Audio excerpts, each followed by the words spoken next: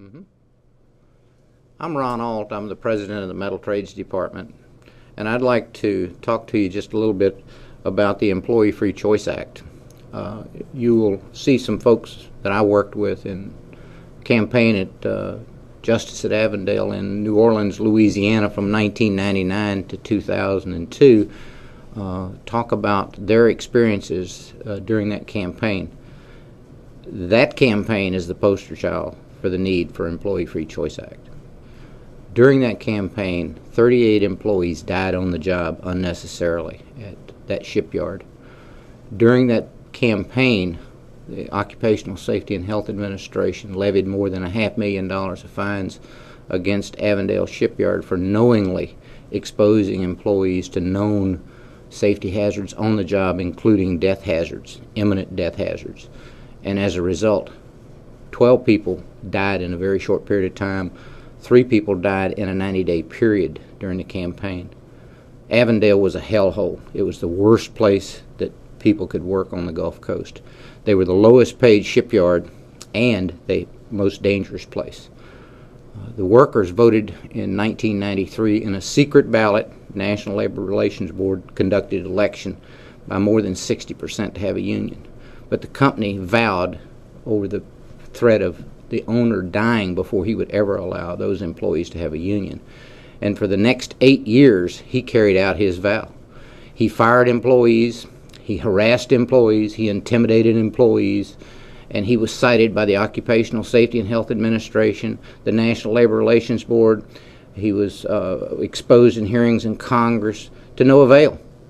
He was determined never to allow those employees to ever have a union at Avondale, regardless of their own wishes. That's the reason why we have to have the employees make the choice, not these rich and powerful employers.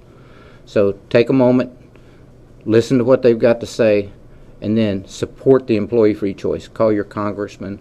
Please, workers have to have justice and dignity on the job. Thank you very much.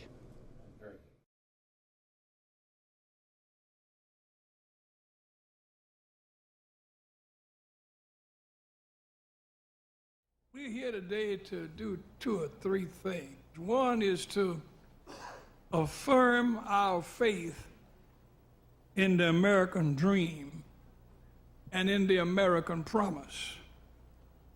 The American dream is that all of our citizens have a right to life, liberty, and the pursuit of their well-being.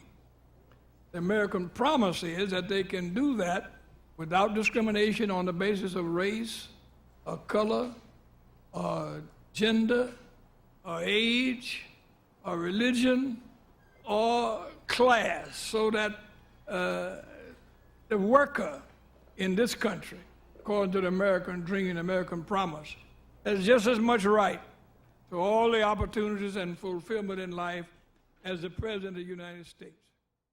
And we have to make that clear. We're here to say to America that we believe in that dream, and we came to report to you that there are some institutions in your midst that don't believe in that dream. There's something that I would really like to highlight out of this is in Avondale, we're building ships now that are 900 feet long and 200 feet wide and approximately 14 stories tall. And the water is placed, the cold drinking water is placed in the middle of that ship. In other words, if you're working down, yes, this is something that I really feel very passionate about. In other words, if you're working down, say, on F deck, yeah, exactly, you have to walk up approximately 6 flights of stairs to receive cold drinking water.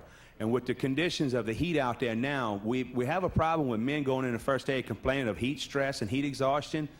And a good friend of mine passed away this past week. And anyhow, so I would like some questions possibly by you guys to be asked about that. What a multi-million-dollar corporation can't afford to put a drinking barrel on every, where, I mean, surely there could be conditions set upon it, but can't we do something about something as common sense as putting cold drinking water to where it's accessible for humans? I have dogs at the home at my house that get better conditions than what Avondale gives. Bless your heart. Bless your heart. Thank you. Thank you.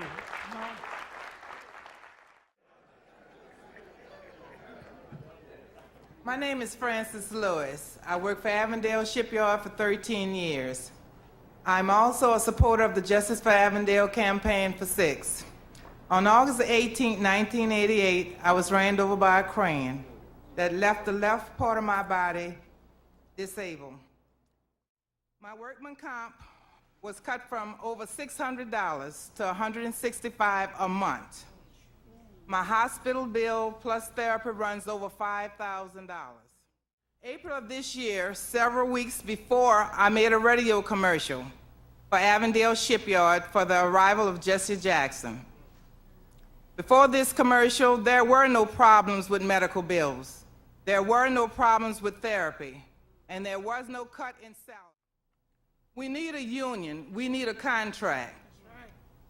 A contract will mean people like Al Bourget and other companies will not get away with breaking the law.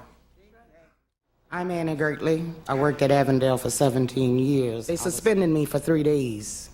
They told me to call in on the 4th day, and they let me know what was happening.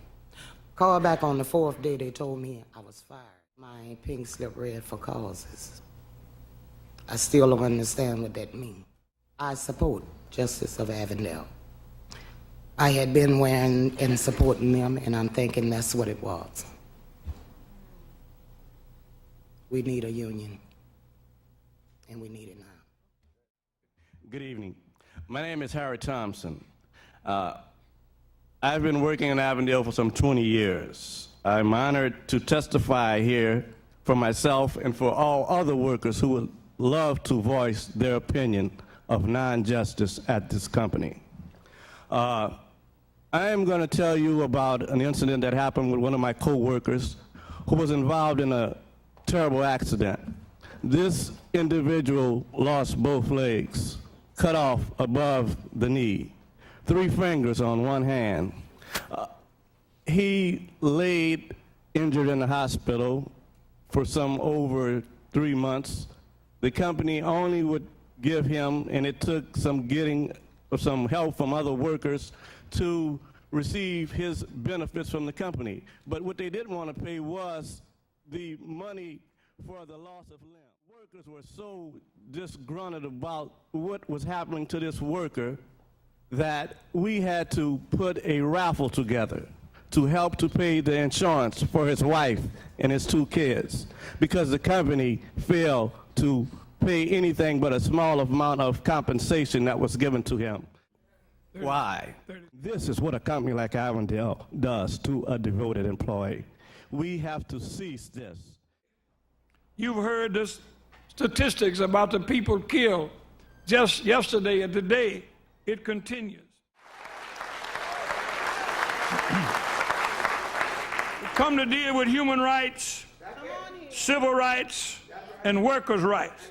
And don't ever misunderstand or fail to understand that the inextricable relationship between civil rights and workers' rights. Today is the 6th anniversary to the day of the historic 60% vote in favor of union representation by the workers at Avondale Shipyard.